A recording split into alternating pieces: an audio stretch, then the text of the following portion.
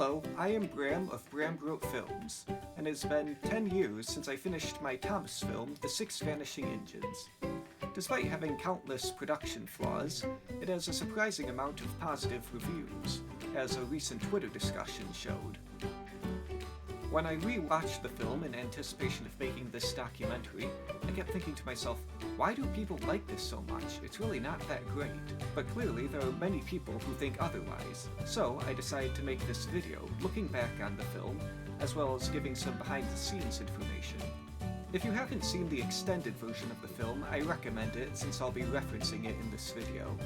I actually, way back in 2010, made some behind-the-scenes stuff explaining things, which I had made for a behind-the-scenes documentary, which never got finished, because I was convinced after making that behind-the-scenes stuff, I was convinced nobody will actually care enough to know behind-the-scenes stuff, but apparently I was incorrect. So for the first two parts of this documentary, it's going to be mostly said by my 2010 stuff, with me, my 2020 self, stopping in to fill in some gaps to explain things. So without further ado, let's go back to me 10 years ago, a month or so after I'd finished the film, but a few months before I got my first model table. The 6 Vanishing Engines first originated in late 2006, early 2007. At that time I got a new Oodle engine shed, since my old one, which I inherited from my cousins, I didn't actually inherit from my cousins personally. It was actually my brother Thaddeus who inherited it. Anyway, the shed was in poor condition by that time.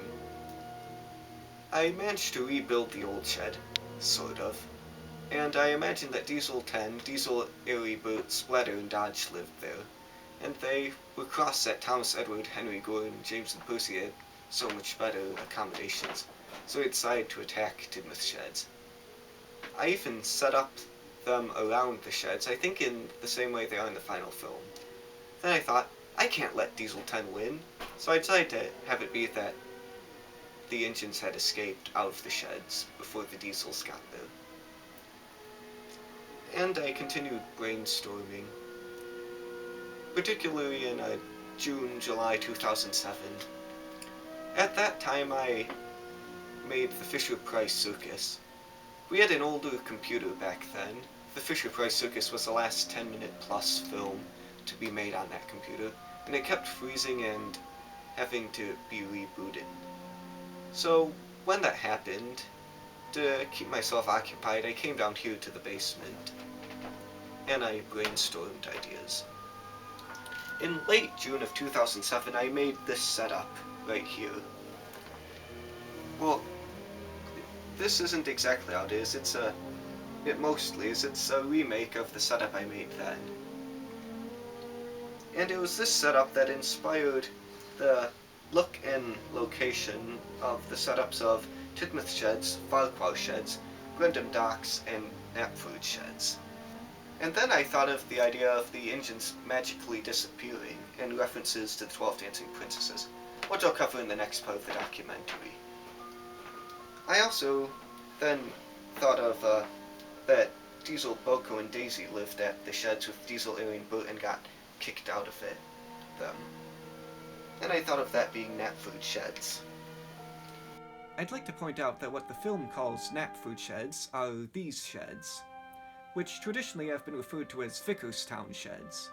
But at the time I wasn't aware of that, and also because you can see the sheds from Sir Topham Hatt's office, which is shown to be in Knapford Station, I assumed that they were Knapford sheds. So that's why I call them Knapford sheds, even though traditionally they're known as Vickerstown. Anyway, moving on.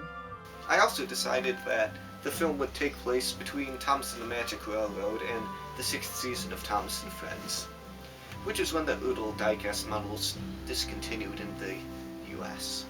And the story took off from there. For the first few months of the film's production, I had called the film Thomas Ultimate Movie, since I knew it would be my biggest Thomas production yet. I eventually came up with the 6 Vanishing Engines because it sounds a lot like the 12 Dancing Princesses. I thought of changing the idea since I wasn't sure how great the title was. I used the title so often that other people were saying it, so I decided to stick with the old title.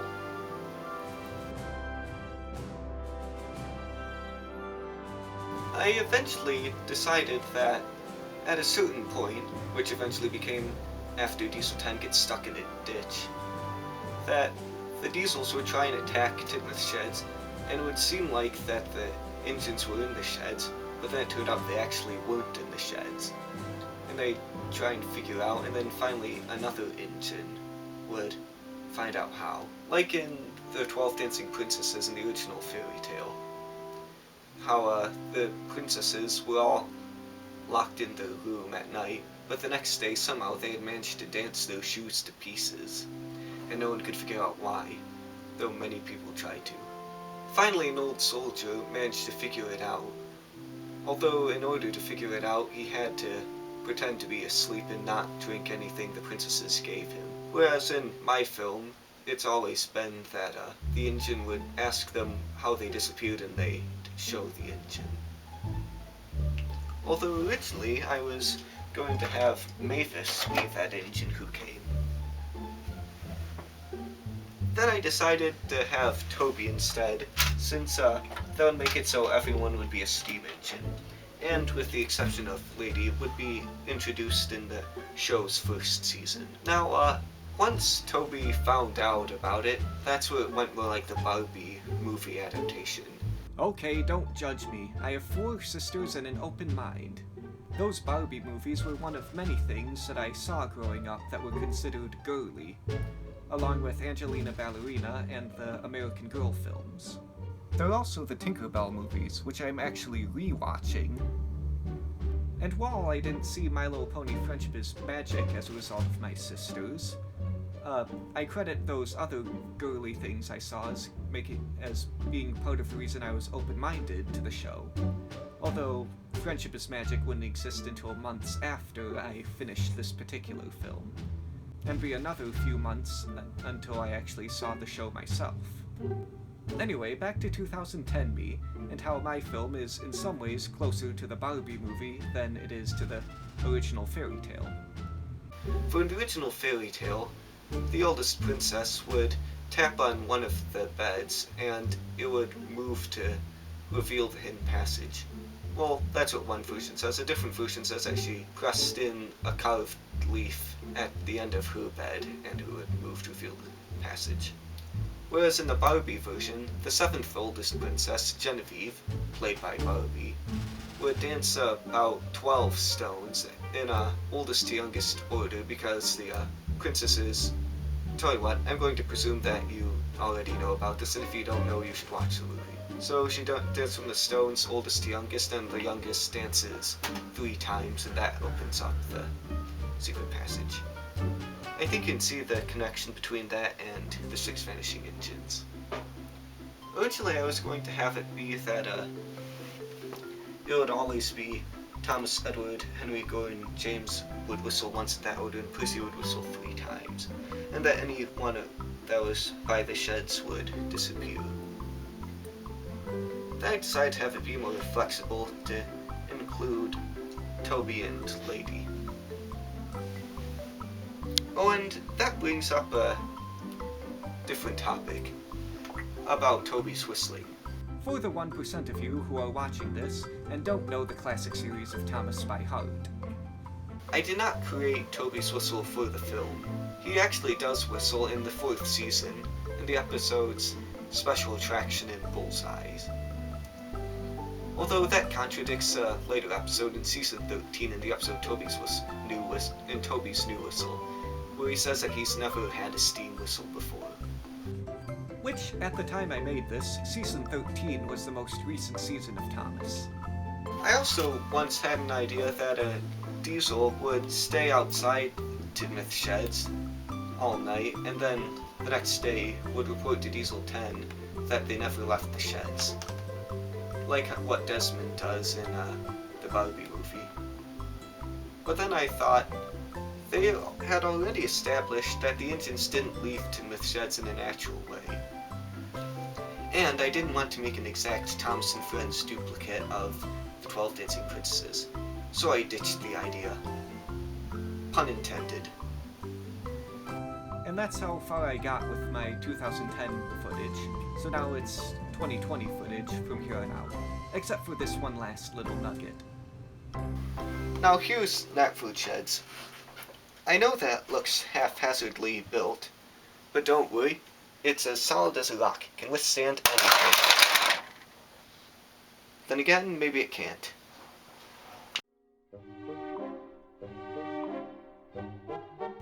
I filmed most of the 6 Vanishing engines in summer and fall of 2007. And I think it was even around the time that I started editing, but I kept having other projects come up. Things like Santa Claus is Thumbing to Town and Easter is Just Around the Corner.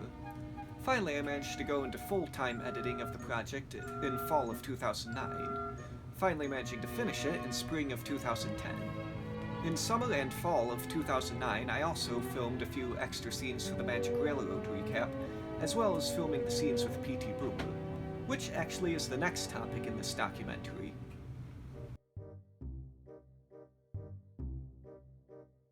Mr. Boomer was actually a late addition to the project.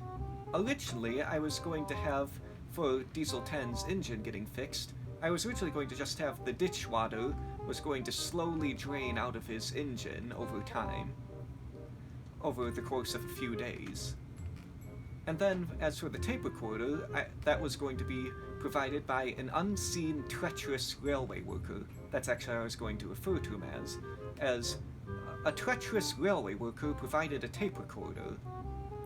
And then I thought that the treacherous railway worker could be the reason that Diesel 10's engine gets fixed after he gets out of the ditch.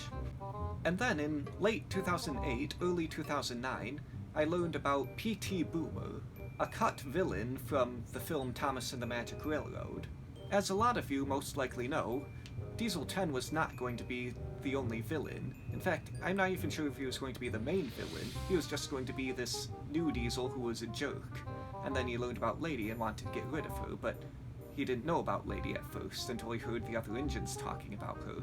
P.T. Boomer, on the other hand, was very much a villain, and he contributed to much of the film that still remains intact in the final cut.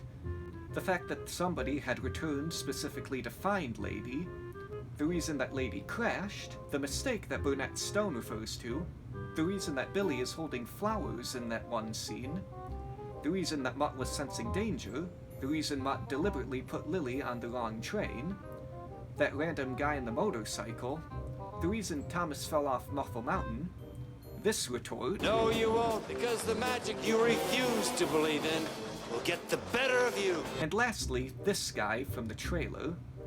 All that, as I believe we all know, was P.T. Boomer. However, as I'm sure we also all know, P.T. Boomer was thought to be too scary by test audiences, so he was cut from the film. After I learned about all this, I had the idea of making P.T. Boomer be the human that helps Diesel 10. Although, in order to not make him be directly and specifically be P.T. Boomer, I call him Mr. Boomer, to leave room for the idea that it might not necessarily be the same character. I also gave him 2 henchmen, Keith and Doug, named after cut actors from the film, named after Keith Scott, who was supposed to be the voice of Diesel 10, who was also cut for being too scary, and Doug being named after Doug Lennox, the actor who was going to play P.T. Boomer. And also, Mr. Boomer, I keep thinking of that meme thing, okay Boomer. Anyway, Mr. Boomer refers to the town of Bellisbreen. I saw Stone a couple of years ago. He gave me directions to Bellisbreen, a small town by Muffle Mountain. This is a reference to John Bellis, who was going to be the voice of Thomas, and Patrick Breen, who I believe was going to be Splatter and Dodge. Incidentally, that line about him getting directions is also to indicate that he was the same guy that Burnett Stone gives directions to, since that was supposed to be P.T. Boomer, where apparently some violence broke out between the two of them. In addition, I actually paid tribute to a part from the original chase scene. The gloves are off! The gloves are off! It's kind of ironic, actually. P.T. Boomer was supposed to be in the film, but he got cut out. In my film, Mr. Boomer wasn't supposed to be in the film, but he got added in.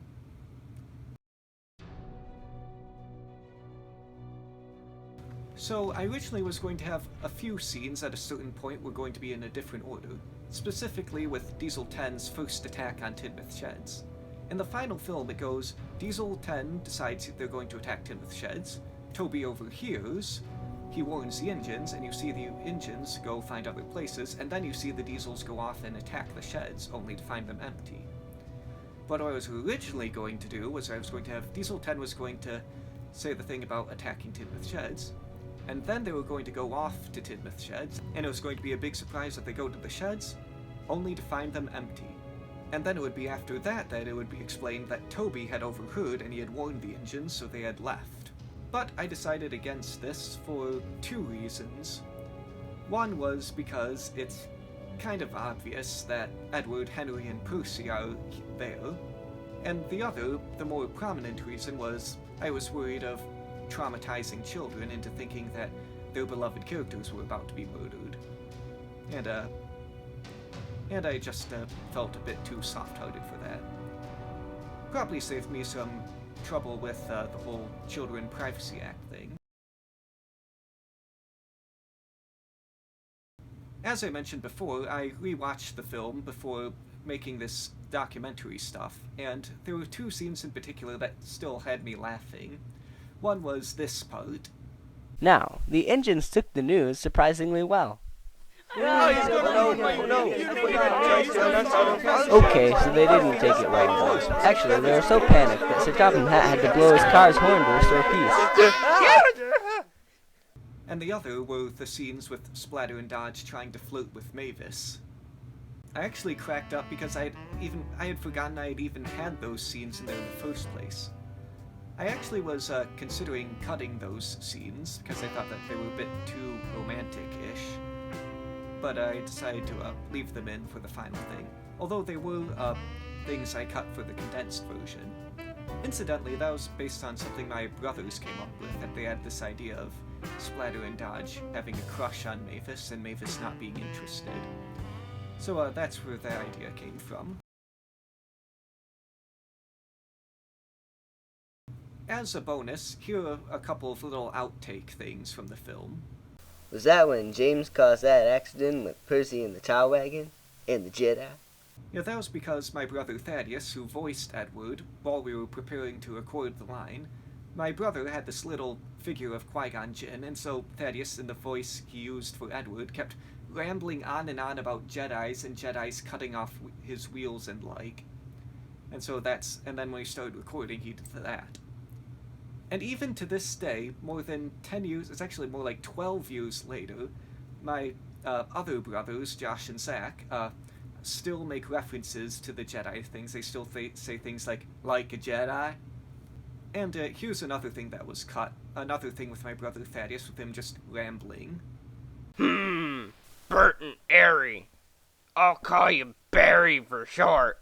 The names I have to say are increasing as they are. Diesel, you can say Diesel. Or Diesel 9, or 8, or 7, or 6. But not 10, or 11, or 12, or 13, or 14, Okay, or 15, cut. or 16, I said or cut. 17. Stop the camera.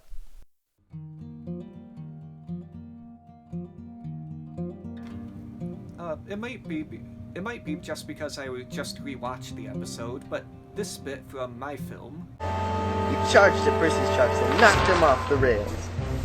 Hey! But Diesel just laughed. Reminds me of this part from season 18 of Thomas.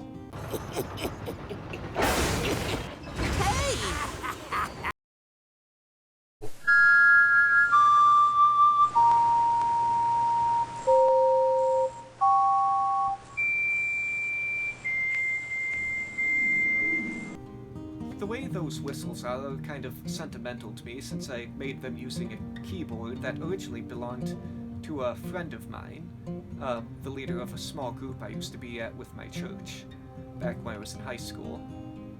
And the keyboard actually belonged to his son, but it was an old one and he got a new one, and so they didn't need the old one. And so they graciously let me have the old one. And it's been, to this day, I still use it for music. I just used it for a bit of my Thomas Branchline video project, although I also did a bit of experimenting with GarageBand for that project. But recording those whistles were one of the early projects I did with that keyboard. I'm not sure if anybody noticed, but you can see the Diesel 10 cliff face in this shot. You little really useless should have been long gone long ago wooden teapot. Yes, that string of insults was quite a mouthful for my brother, and I think it took a few takes for him to get it all right. I suppose we'll have to stay in the sheds while it's being repaired? That's right. That hasn't aged very well, but I'll have you know that I made this film before Misty Island Rescue came out. I thought of having Sir Topham Hatt listen to the locomotion in this scene, but I thought it wouldn't be fitting of his character, at least not the version used in Thomas and the Magic Railroad. I actually took a small amount of inspiration from Leo Video's Bad Bomber film. How in his film he did a thing where he'd have some movement to make static shots not look so boring, and I incorporated that idea a bit into the first Magic Railroad turntable scene. The Magic Railroad. And looky here, all Zodor's steam engines. Here for the ones introduced in season 65. At my mercy. Yeah, I really should have said all the engines, well, at least all the ones from season 1. But at the time but as I mentioned before, this takes place before season 6. And also I wanted to include Lady, forgetting that she wasn't actually a Sodor engine. So yeah, that's one of my bigger regrets of the film.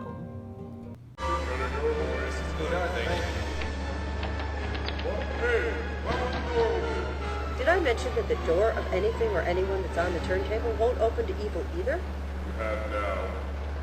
I actually came up with that line one night when I couldn't sleep when we were on vacation, because it was when we had a cottage, but my brothers and I slept in a tent out in the backyard of the cottage. But one night there was a huge thunderstorm, so we had to move into the cottage and sleep in the living room, and I had a hard time falling asleep, and it was during that period of not being able to fall asleep that I came up with that line. So I just remember that when I see that. What happened to Diesel 10? I sent that old warship and the 3 thugs aboard him away. That old warship. Fun fact, that's based on Diesel 10's class being nicknamed a warship. Some of you might have known that already. Greymouth, New Zealand? That means we're as far from Zordor as we can get without leaving the planet. The idea of that came from when I tried to figure out which spot on Earth is on the opposite side of Sodor, and I deduced that was New Zealand, and I had read about the Transalpine Express in a railway book that I have, and so I decided to have that be the spot. And it makes references to dolphin watching, which is why I have that one line in there about dolphin watching. And well, that's it. Thanks for watching this video, and thanks for supporting the 6 Vanishing Engines. Maybe, if I feel up to it, I might do a 5-year look back on the American invasion. But for now, goodbye! He's a really useful engine, you know. All the other engines, they'll tell you so. He huffs and puffs and whistles, rushing to and fro. He's the really useful engine we adore. He's a really useful engine, you know. Cause the Fat Controller, he told him so. Now he's got a punchline to call his very own. He's the really useful engine